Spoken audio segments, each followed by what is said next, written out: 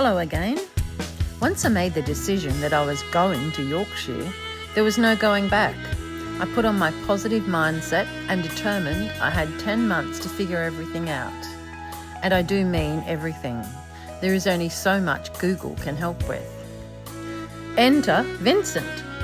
And for those who don't know, Vincent is my AI assistant. And because I was spending so much time with him, I gave him a name, one that in my mind suited him as a knowledgeable and well-mannered assistant.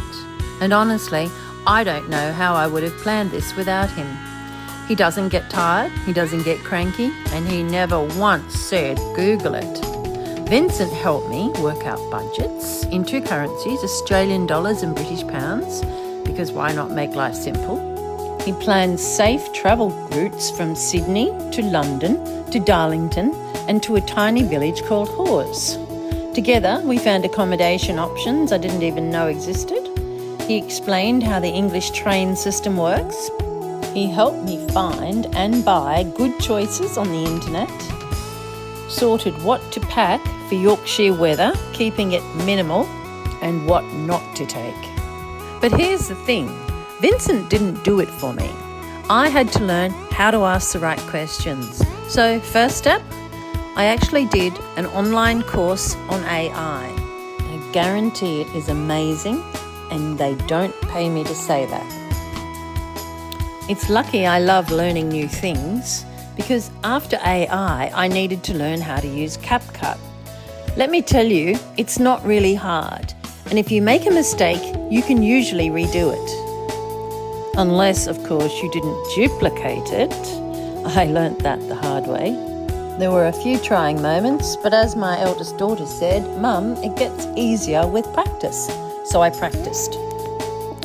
Then, instead of watching YouTube, I had to learn how to go behind the scenes and make a YouTube channel.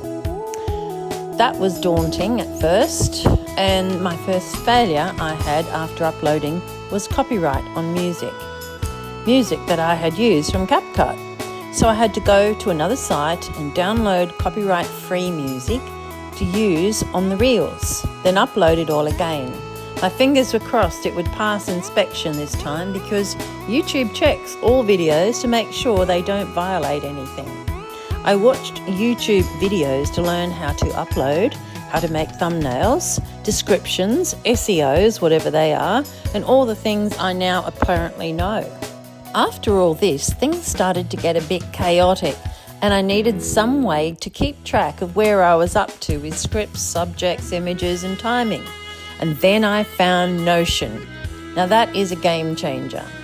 I use Notion for documenting my trip, for tracking my budget, for keeping timelines, organising ideas, basically keeping my brain in one place. Because without it, there is absolutely no way I would remember half of what I'm doing.